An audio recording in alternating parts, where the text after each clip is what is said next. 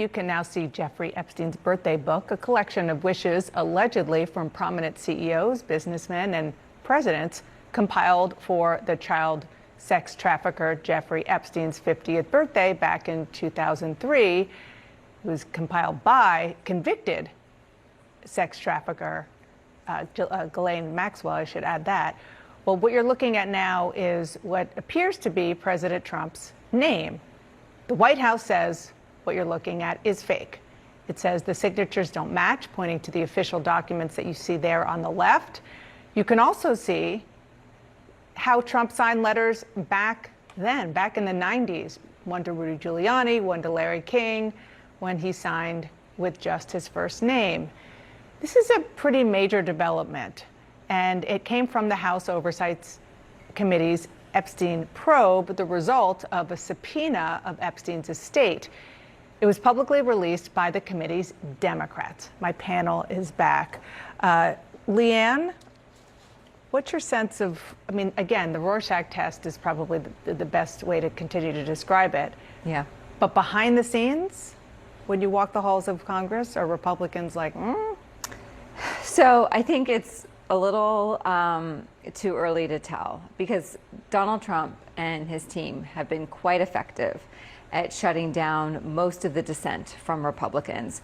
You see it in the Thomas Massie Ro Khanna discharge petition, which is stuck at just 4 Republican signatories. They need 6. There are a lot more Republicans who are expressing a lot more concern before they left for August break.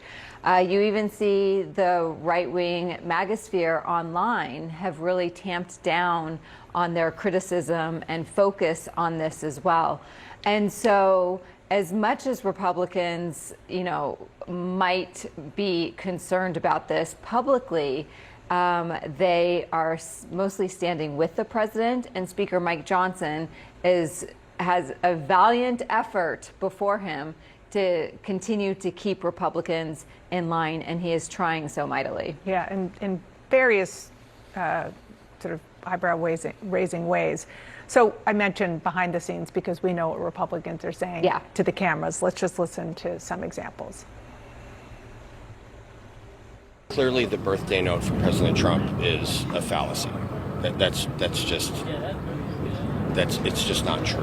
And that's a leftist talking point. It's horrible. I wanted to get your reaction to the release of the Epstein estate documents. I haven't looked at them. Yeah. Are you concerned about President Donald Trump? The president says he did not sign it, so I take the president at his word. I don't think the Oversight Committee is going to invest in looking up something 22 years ago. We're going to look. So you're just going to take the president at his word that this is not it. What does it have to do with anything?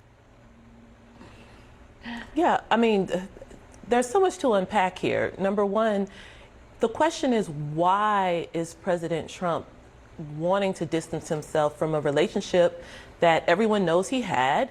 And at the time, this was before Epstein's alleged crimes became kind of fully known, fully exposed.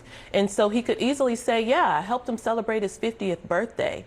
But that's not what's coming from the president. And therefore, so many Republicans who want to remain in his good graces, want to remain aligned with him, are kind of playing dodgeball a little bit, because at one point it was a fake. Now that the actual document has been released, they're trying to contort themselves from still saying it's a fake, or now saying it doesn't matter. When, again, if it doesn't matter, then why can't you verify whether it's accurate, whether it's real or not? Well, I think the answer to your question about kind of the so what is, if you look at that letter, it's not just a letter. I mean, it's very suggestive. Yeah. The contents of the letter are what the White House is actually worried about here. They actually like what's written in it. Never mind the lewd drawing. Yeah. But I mean the suggestion of a secrecy. We have a secret, et cetera. But what the president and his team was doing yesterday, obviously, is just sending a message to his supporters, his base, the right-wing newscasters and others, saying there's nothing to see here. But my question is, the president decided to file suit against News Corp, the owner of the Wall Street Journal here. What becomes of that? Mm-hmm. If the president suddenly retracts his lawsuit, that'll be interesting. If not, and it moves forward, what does discovery look like in a case like this? So the Journal just published the words of the letter. The drawing was made public yesterday. I assume that Rupert Murdoch and his lawyers had quite a smile on their face when they saw it in the flesh yesterday. So this was, as I mentioned, released not by the Republicans who are in charge of the committee and vow to get all the information out publicly, but by the Democrats who don't hold the gavel. Listen to James Comer, you saw a little clip of him there, who is the chair of the Oversight Committee, talking about the fact that he's not happy with the new ranking Democrat, Congressman Garcia, and then Garcia's response. Garcia, he's been on the job for about 2 weeks. He's proven to me to just be a real big drama queen, because this is all about providing transparency to the American people and justice for the victims.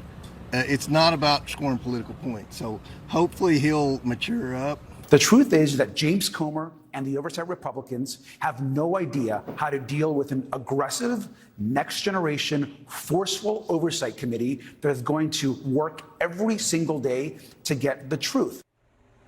Stephen? Well, you know, there are big questions all along about whether this oversight committee was anything really that is intended to get at the truth. So put that aside.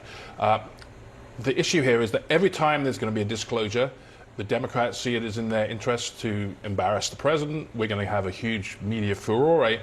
But the political exposure for this, for the president, is on the right. If you looked at conservative media today, the big stories were the terrible murder in North Carolina, right, the crime crackdown, Trump going into potentially Democratic cities. That does seem to indicate, to your point, that the real anger and energy on this in some of the MAGA base is perhaps diminishing a little bit. Yeah, I mean, the most prominent conservative cable network has not been doing much of this at all recently. At the beginning they did, but not recently. Let's look at some of the voters that could matter if they go and vote in the midterms. These are Biden-Trump voters. So Biden in 2020, Trump in 2024, and this is according to, this is from, I should say, the Focus Group podcast. You can't say things about the Epstein files to get people to vote for you and then not do anything with them, which at the end of the day, who cares? The Epstein files don't affect my paycheck or my groceries, but there's too much wishy-washy. The other thing that was a big thing for me that this made me regret me voting for him was the disappearance of the Epstein client list. That was like one of the things that he ran on, and that was like the thing that sold me on voting for him in a lot of ways. It just made me so disappointed, hugely disappointed. It's the biggest disappointment that I've had with him so far. Yeah, so there's a couple things here. Most Republican operatives that I talk to insist that this is not going to be a driving issue in the 2026 midterm election.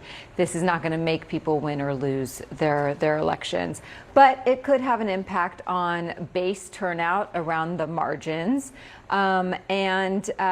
Democrats aren't also going to focus on this in the midterms. They are going to do cost of living issues and focus on pocketbook sort of issues.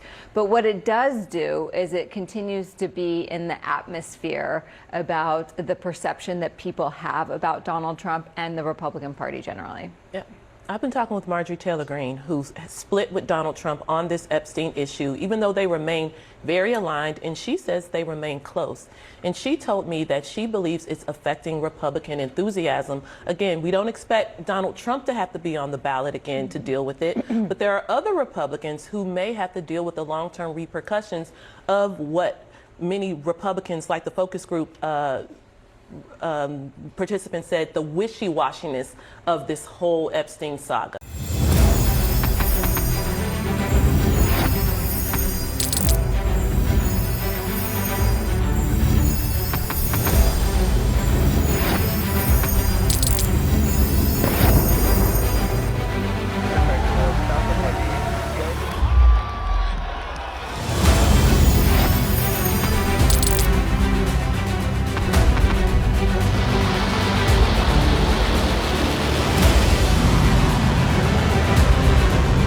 Fighting so long and so hard that they don't know what the they're doing.